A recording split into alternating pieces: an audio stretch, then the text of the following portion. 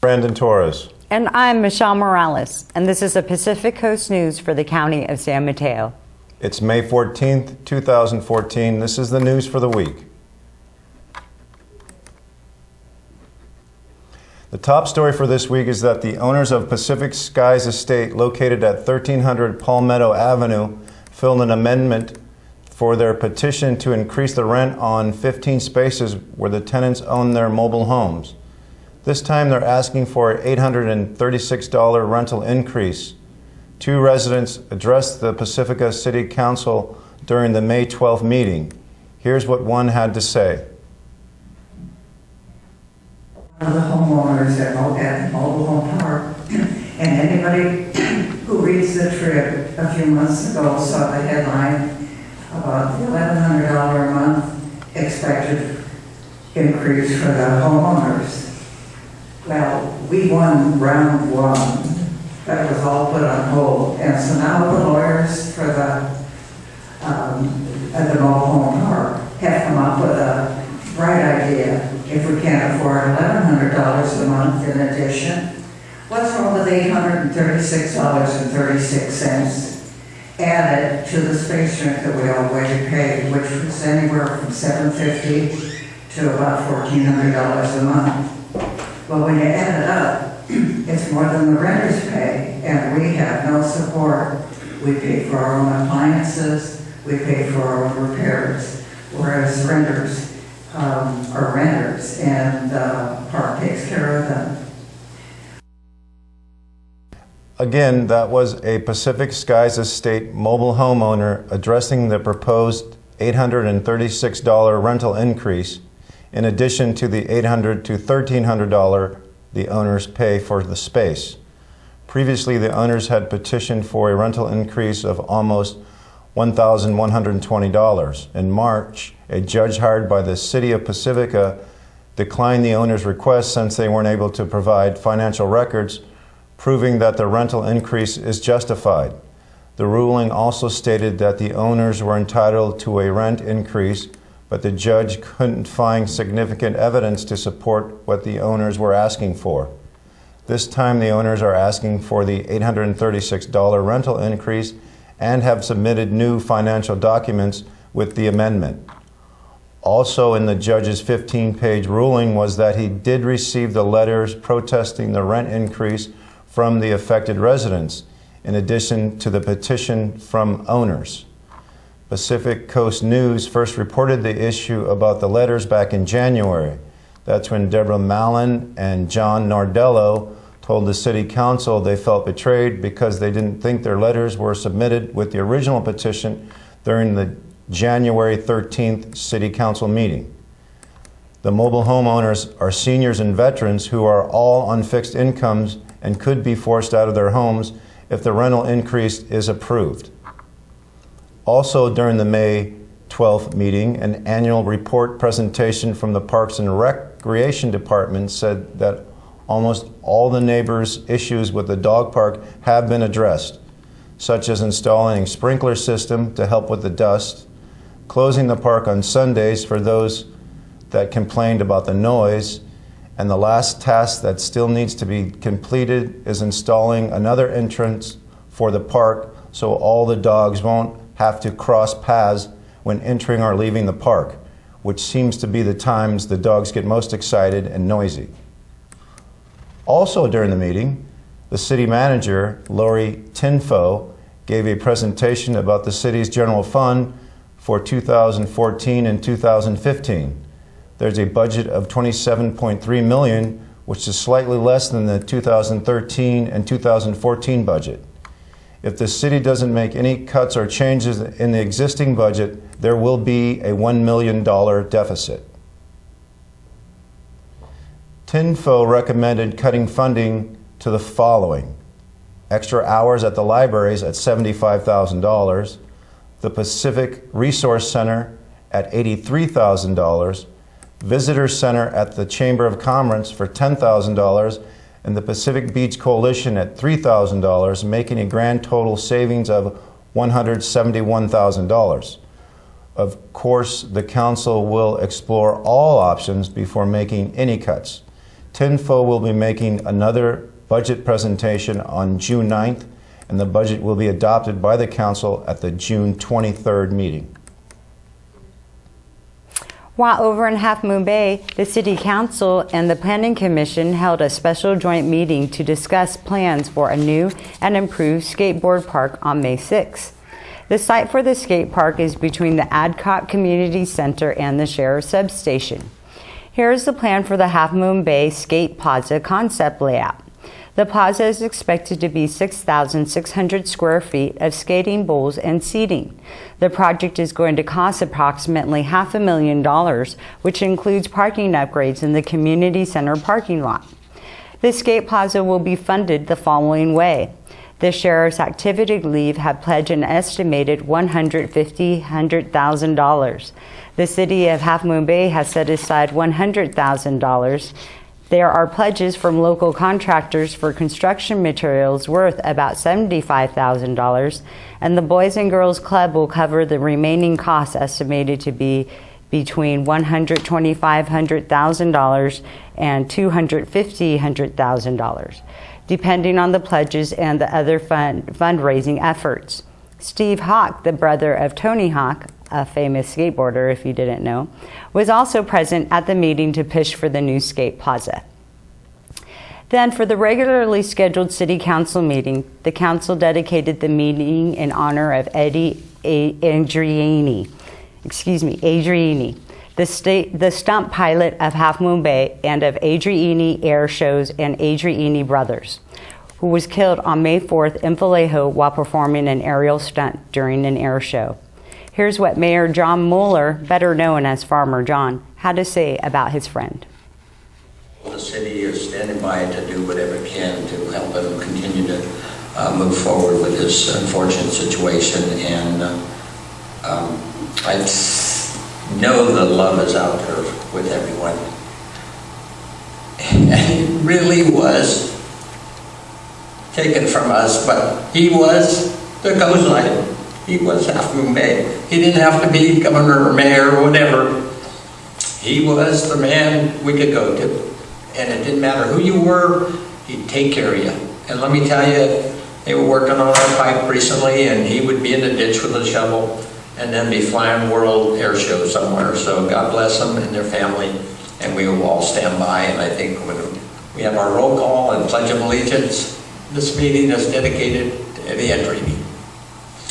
Thank you. Roll call, please. This is very unusual for all of us, but we have to do it. Again, that was Mayor John Mueller dedicating the May 5th Half Moon Bay City Council meeting to the memory of Eddie Adriani.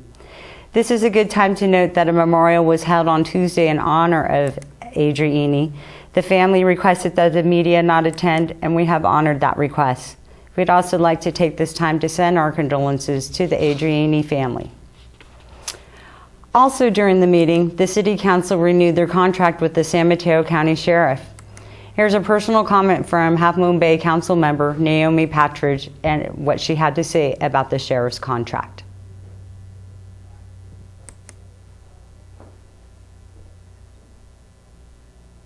My personal comment is that I'm really, really happy with what the Sheriff's Department has done for the City of Half Moon Bay. And Lieutenant, if you could take that back to Sheriff Monks, how much we appreciate that, what he has done for the city and has kept his promises to us. And so I'm very thankful. I need to say that personally because I was very hesitant when this all happened. In fact, I was crushed when we lost our police department, and I'll tell you, the Sheriff's Department has done an outstanding job. Again, that was Half Moon Bay Council member Naomi Patridge during the May 6th City Council meeting. Also during the meeting, the testing for the Main Street Bridge was discussed, and the results for those tests will be announced at the May 20th City Council meeting. Lastly, another announcement made during the meeting was that Council member Alan Alifano was re-elected to serve on the LAFCO. LAFCO is the county's local agency formation commission that presides over the unincorporated areas of the county.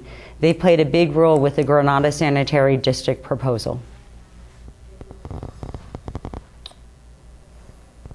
Donuts with Dawn and office hours with Assemblyman Rich Gordon were back on May 2nd and ended up being an intimate event where residents were able to talk one-on-one with each of them.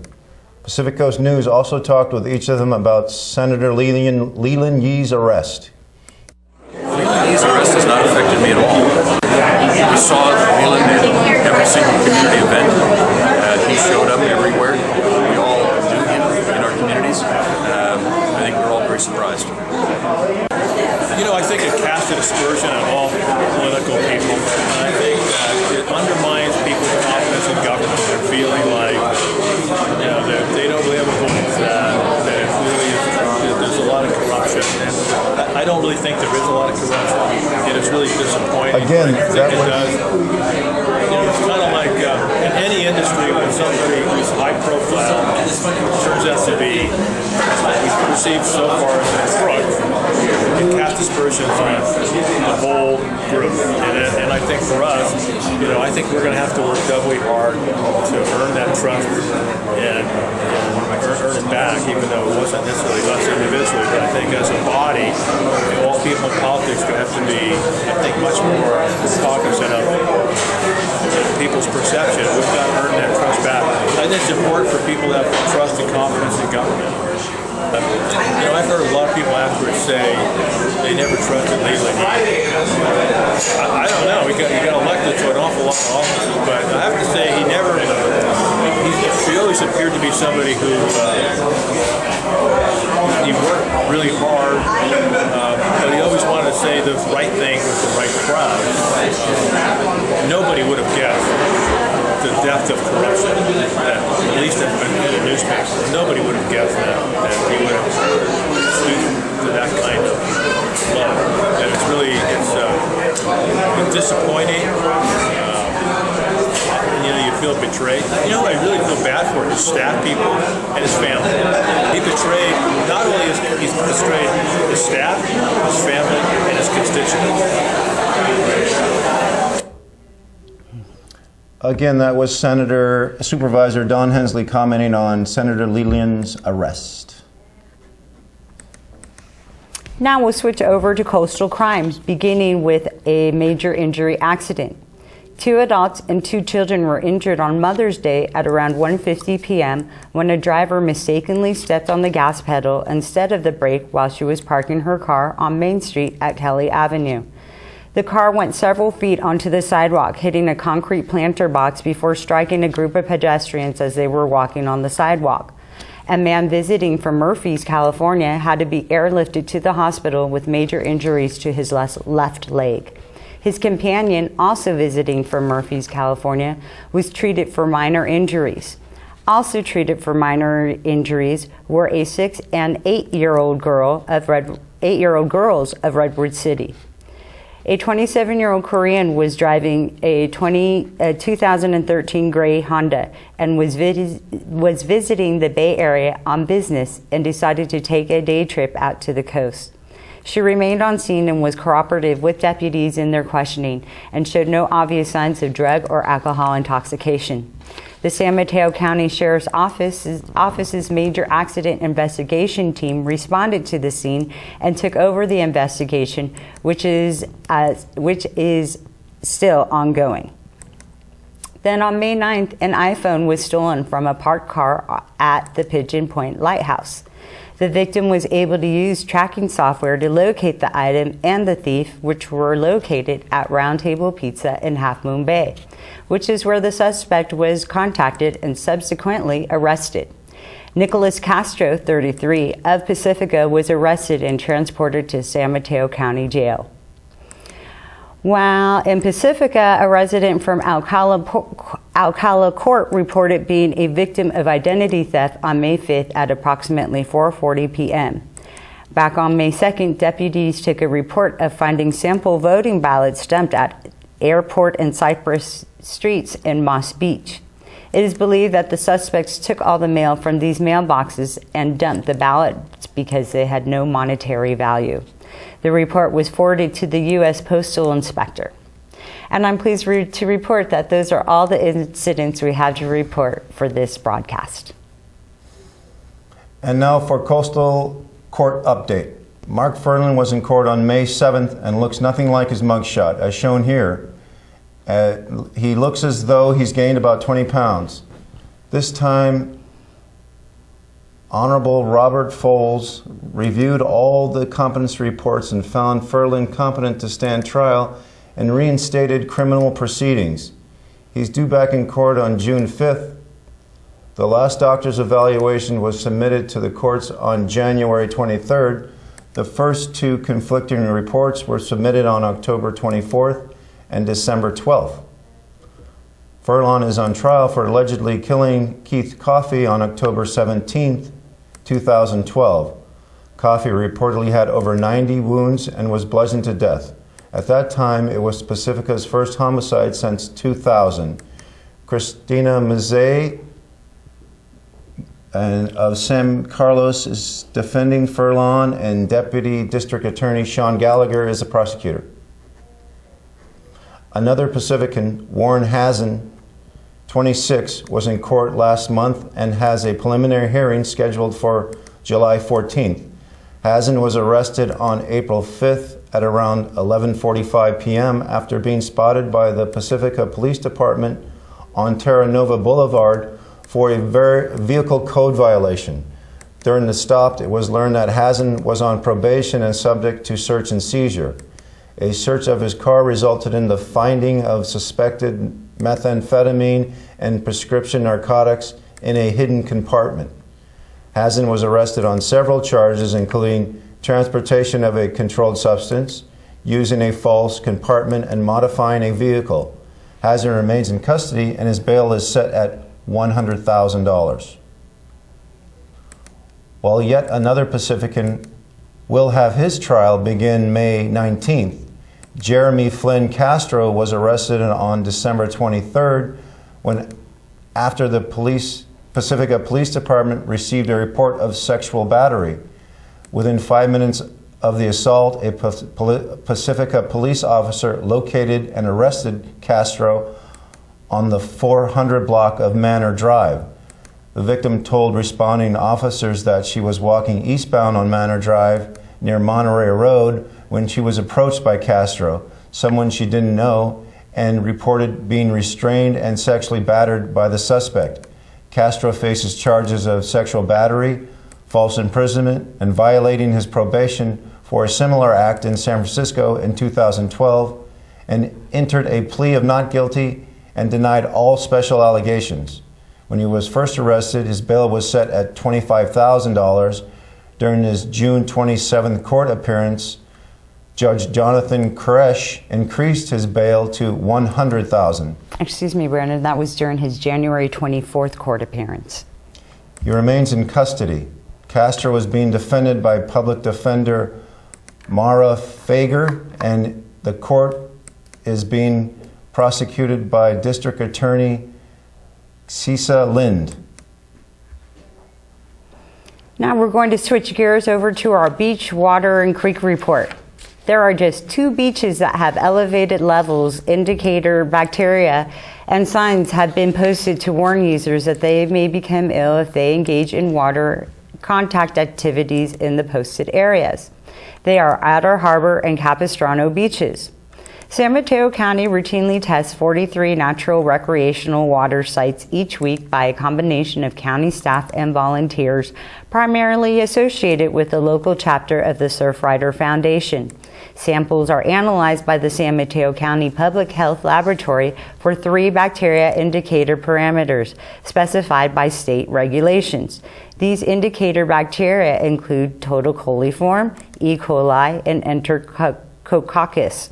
When high indicator bacteria levels are found, the site is posted with a warning sign and is retested to confirm the results. Warning signs are posted when bacteria standards have exceeded state swimming standards, but there is no confirmed source of contamination. Persons using recreational water posted by county health officials do so at their own risk. These signs are posted to alert the public that there may be a risk of illnesses associated with swimming in contaminated waters and are an advisory rather than a quarantine or beach closure. Warning signs have also been posted at the following creeks: San Pedro Creek at the south end of Lindemar Beach, Frenchman's Creek at the north end of Venice Beach, and Pilarcitos Creek at the south end of Venice Beach.